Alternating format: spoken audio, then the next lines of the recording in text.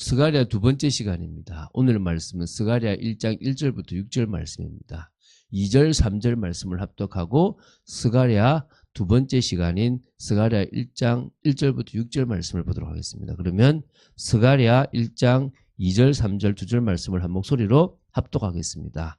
여호와가 너희의 조상들에게 심히 진노하였느니라. 그러므로 너는 그들에게 말하기를 만군의 여호와께서 이처럼 이르시되 너희는 내게로 돌아오라. 만군의 여호와의 말이니라. 그리하면 내가 너희에게로 돌아가리라. 만군의 여호와의 말이니라. 아멘. 자, 지금 우리가 학개, 스가랴, 말라기 이 세 권을 지금 이어서 보고 있습니다. 이 세 권은요, 포로기한 시대를 배경으로 하여 기록되어 있던 선지서라고 보시면 됩니다. 이 중에서 먼저 구약의 성경의 맨 마지막에 위치한 말라기를 좀 봅시다. 제1차 바벨론 포로기한이 이루어진 지 약 1세기가 지난 시점을 시대적 배경으로 하여서 기록된 책으로 볼 때는요. 1차 포로기한, 2차 포로기한, 3차 포로기한, 전 3차의 이 포로기한이 다 이루어진 상황에서 기록된 책이라고 보시면 됩니다. 그 말라기에 반해서 이 학개와 스가랴는요. 1차 포로기한자를 대상으로 해가지고 이렇게 이 말씀이 선포되었고, 소위 스룹바벨 성전이라고 불리는 예루살렘 제2성전 이 재건 공사죠. 그러니까 성전 공사라고 할 수 있는데요. 그 공사와 직접적으로 관련이 있다라고 보시면 됩니다. 그래서 학개와 스가랴는요, 성전 건축을 이렇게 독려하고 이 성전 재건 공사에 임하는 선민들, 하나님의 백성들을 위로하기 위해서 기록된 그런 책이고 선포된 메시지를 모았다고 보시면 됩니다. 그러니까 학개는 전적으로 성전 재건 공사를 이렇게 배경으로 한 책으로 수개월에 있는 그 부분에 봤다 이렇게 그것을 이렇게 모은 거라고 보면요. 스가랴는 전반부는 성전 건축 당시에 영적인 부분을 깨워주기 위한 거라고 보시면 되고, 후반부는 성전 건축 재건공사 이후를 배경으로 해서 기록된 책이라고 보시면 됩니다. 그래서 묵시문학이 들어있는 좀 종말론적 미래가 나오는 그런 책이라고 보시면 됩니다. 그래서 이 스가랴서는 자연스럽게 크게 두 부분으로 구분된다고 그랬습니다. 전반부가 1장부터 8장입니다. 제2성전이라고 말하는 그 당시 이제 성전을 재건하는 그것을 배경으로 해서 기록되었는데요.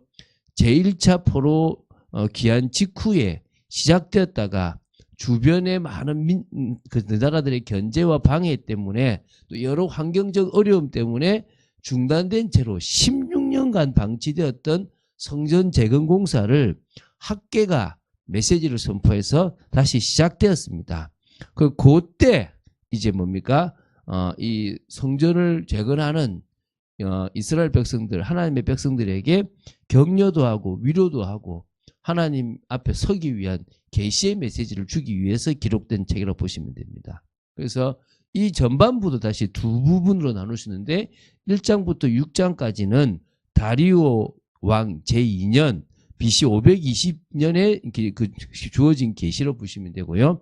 성전 재건을 격려하기 위해서 8가지의 환상, 8대 환상으로 구성되어 있습니다. 그래서 그걸 이제 내일부터 볼 거예요.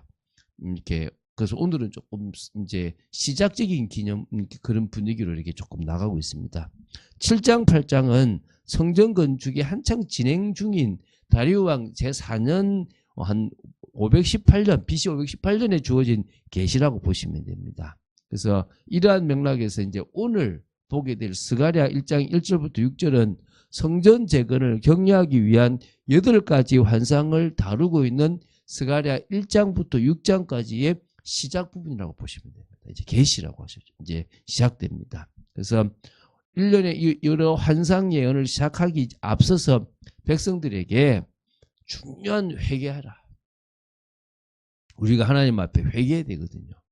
그리스도를 붙잡는다는 것은요, 회개가 전반된, 그러니까 이렇게 바탕된 거예요. 내가 죄인이기 때문에 그리스도를 붙잡습니다. 그 당시에 제단풀을 붙잡듯이 내가 죄인이기 때문에 당신을 붙잡습니다. 이런 의도가 그런 말씀이 있습니다. 그래서 그런 부분들을 좀 보겠습니다. 먼저 1절입니다. 제가 다시 읽어볼게요. 다리오 왕 제2년 8째 달에 여호와의 말씀이 이도의 손자 베레가의 아들 선지자 스가랴에게 임하니라 이러시되 그랬거든요. 이 스가랴서의 저자가 스가랴 선지자인데 이 사람이 어떤 배경의 사람이냐. 우리 보통 옛날 과거에 보면 저 누구냐라고 물으면 저 네 집 자식이냐 이래 물어요. 저 어느 출신이냐 이래 묻거든요. 그래서 지금 이 스가랴의 출신을 이렇게 나오는 겁니다. 그래서 그리고 이 스가랴가 이 말씀을 받았을 때가 언제냐 이건 거죠. 그래서 먼저 스가랴는 누구죠? 이도의 손자 베가랴의 아들로 나옵니다. 그래서 이도는 스룹바벨과 함께 바벨론 포로에서 제1차로 귀환한 제사장들 중에 한 사람이라고 보시면 됩니다. 이게 느헤미야 12장 4절에 나와요. 그래서 이 스가랴가 제사장 가문 출신의 선지자라는 사실을 우리는 여기서 알 수가 있습니다. 그러면 자 제사장 가문은 성전과 아주 밀접한 관계가 있습니다. 그러면 성전 재건에 각별한 관심을 갖고 있는 것도 당연할 것 아니겠습니까? 그게 바로 이 제사장 가문의 선지자가 나왔던 이유이기도 하겠죠. 그리고 처음으로 스가랴서가 말씀을 받았던 시기가 다리우 왕 제2년 8째 달이니까 8월로 나타납니다. 이게 이제 한 BC 520년 이제 8월로 이렇게 보면 되겠고요. 그때 이제 학계 선지자가 활동을 통해서 이제 성전 재건 공사가 16년 만에 방치됐던 게 시작되고 나서 약 2개월이 지난 시점이라고 보시면 됩니다. 이 시점에 지금 말씀이 나온 겁니다. 그리고 2절부터 6절까지가 좀 중요한 말씀이죠. 여호와가 너희의 조상들에게 심히 진노하였느니라. 하나님께서 이스라엘을 멸망시킬 정도로 금이 빛을 잃을 수 있냐라고. 근데 빛을 잃었다라고 얘기해요. 그 정도로 아니 절대 망할 수 없는 하나님의 백성이 망할 수 있냐? 망할 수 있다는 거예요. 완전한 멸망은 아니지만 징계가 나올 수 있다는 겁니다. 그래서 오늘 나오잖아요.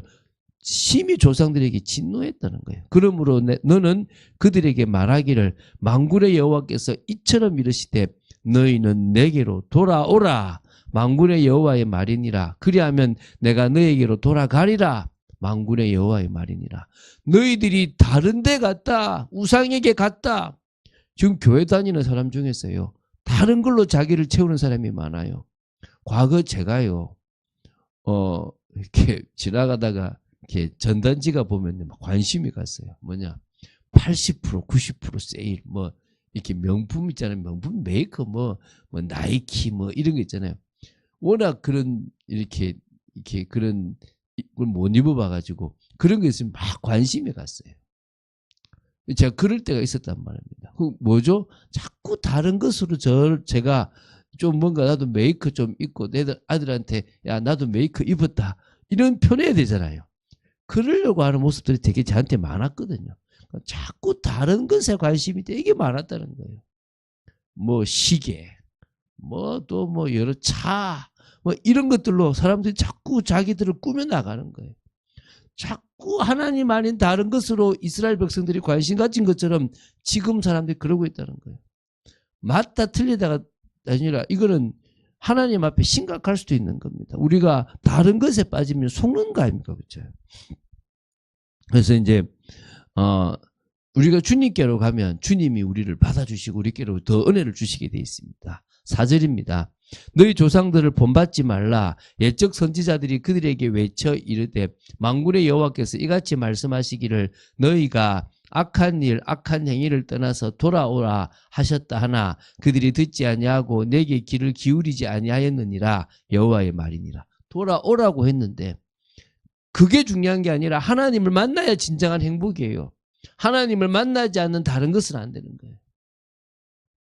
여러분 마치요 젊은 친구들이 몸에 좋은 음식을 먹는 게 아니라 몸을 해치는 음식을 먹어요. 입이 좋아하는 음식. 그것처럼 인생이 어떻게 됩니까? 하나님을 만나면 행복한데 하나님은 안 행복해 보이고 지금 내가 추구하는 이게 행복해 보이는 거예요. 똑같은 거예요. 그게 나를 더 힘들게 만들고 있는데 내가 지금 추구하고 내가 지금 바라보는 게 나를 더 무너뜨리고 있는데 이걸 모르고 있다니까요.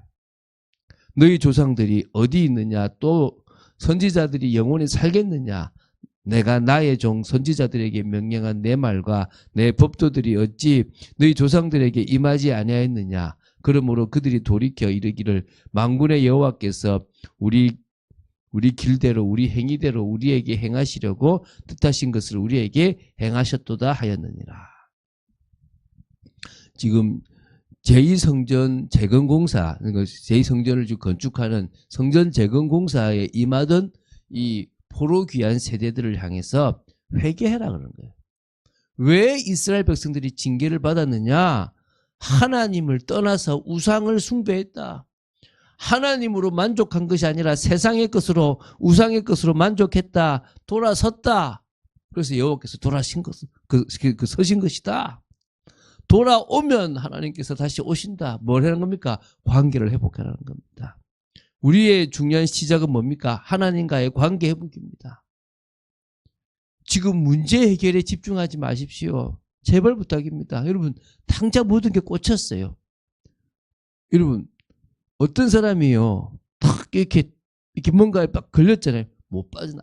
누가 뭐 말해도 안 됩니다. 그런데 거기서 나올 수 있는 방법은 들러야 돼요. 아 이거 안 중요하네. 그래 더 중요한 게 이거네. 라고 시작하고 가만히 맡겨야 돼요. 그게 어렵습니다. 근데 그 시작이 그 인생을 바꾸는 겁니다. 오늘 우리가 정말 하나님이 또 다른 여러 가지를 주시기 전에 우리에게 요구하는 게 뭡니까? 회개해라. 하나님 앞으로 돌아와라. 네가 붙잡고 네가 맞다고 생각된 걸 내려놓아라. 오늘 그 시작이 되는 여러분 되시기 바랍니다. 그 중심에 여러분 되시기를 바랍니다. 그게 달라지는 거예요. 그게 하나님이 원하시는 겁니다. 그 축복을 사실적으로 누리는 여러분 되시고 그래서 그 응답으로 우리가 은혜를 받아서 소금의 역할까지 감당할 수 있을 만큼 복된 여러분 되시기를 주 예수 그리스도 이름으로 축원드립니다. 주는 그리스도시요 살아계신 하나님의 아들이심을 고백합니다. 저 역시 아직까지도 세상의 것으로 채우려고 하는 어리석은 모습이 한 번씩 나옵니다. 아버지 우리 성도님들뿐만 아니라 이 말씀을 듣는 많은 분들이 아버지 하나님 깨어지게 하여 주시옵시고 정말 주님께로 돌아갈 수 있는 우리가 예수 그리스도를 붙잡겠다는 것 자체가 회개임을 고백하고 정말 저희들이 잘못했습니다. 주님 다른 것으로 만족하지 않겠습니다라고 고백하는 저희들 되도록 지켜주시옵소서. 주님의 은혜 속에 있기 원합니다. 주 예수 그리스도 이름으로 기도드립니다. 아멘.